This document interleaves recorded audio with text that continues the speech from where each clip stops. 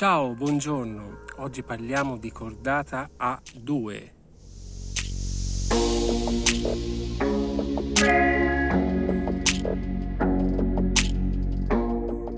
Questo video è utile per la nuova playlist nata Obiettivo Monte Bianco e anche per le altre playlist tipo Snowboard for Dummies, in cui si parla anche di speedboard e quindi di sci alpinismo.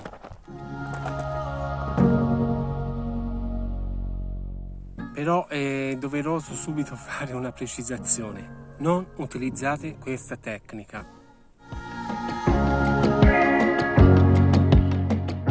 perché la cordata A2 è una cordata destinata a persone esperte, perché se uno cade nel crepaccio, praticamente già il 50% della cordata è in difficoltà.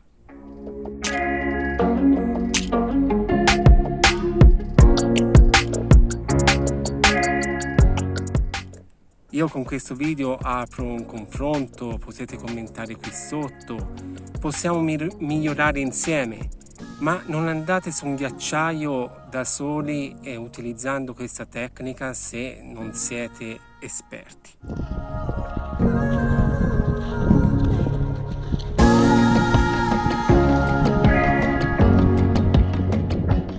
Io sono arrivato a questa tecnica parlando con persone che vivono la montagna, che lavorano in montagna, quindi penso che sia il modo migliore, però esistono tanti modi per fare una cordata a due, quindi se vuoi commentare nuovamente qui sotto, ben venga.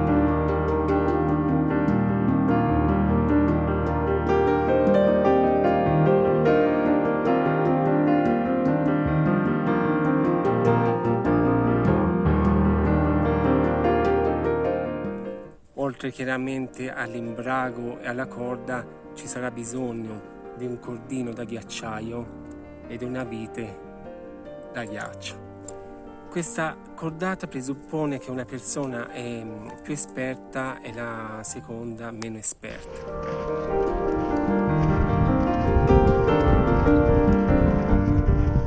Quindi si lega la seconda persona con un nodo a 8 ripassato.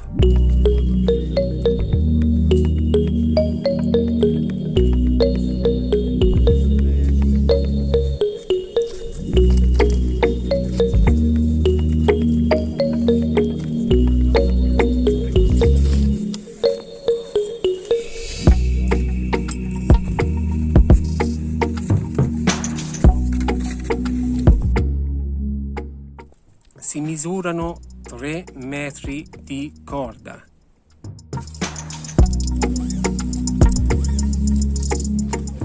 Si fa un nodo a palla.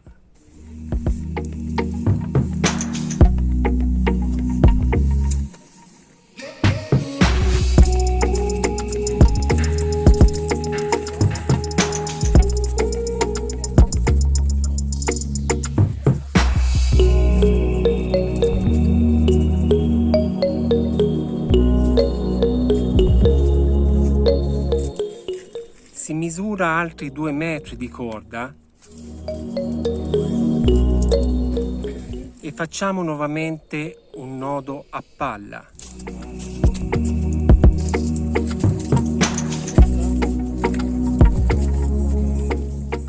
Il nodo a palla non è un nodo galleggiante, serve per frenare la corsa del tuo compagno se cade praticamente dentro un crepaccio.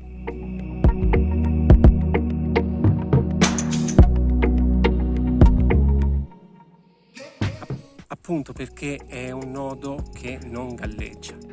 Misuro altri 3 metri e il capocordata si lega alla corda con un nodo autobloccante. In questo caso io ho utilizzato un Mashart. Nel settimo video di questa playlist Hiking for Dummies si parla appunto del nodo Mashart. faccio un'asolina a monte per tampone, a valle metto praticamente il cordino da ghiacciaio, che è questo.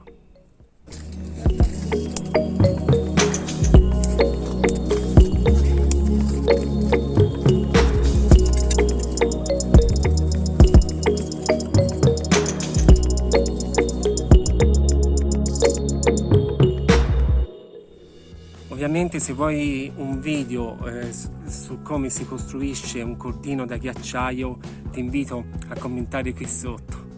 Il cordino da ghiacciaio si lega con un Prusik. Infine metto la parte restante in tasca.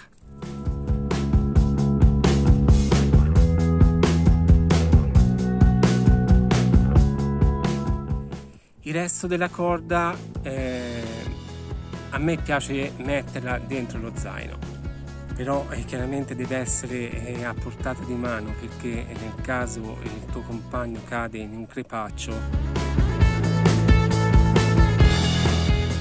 in modo che utilizzando il cordino da ghiacciaio io posso essere poi libero dalla corda per prestare poi soccorso all'amico caduto nel crepaccio, e con il resto della corda che ho nello zaino posso organizzare un recupero.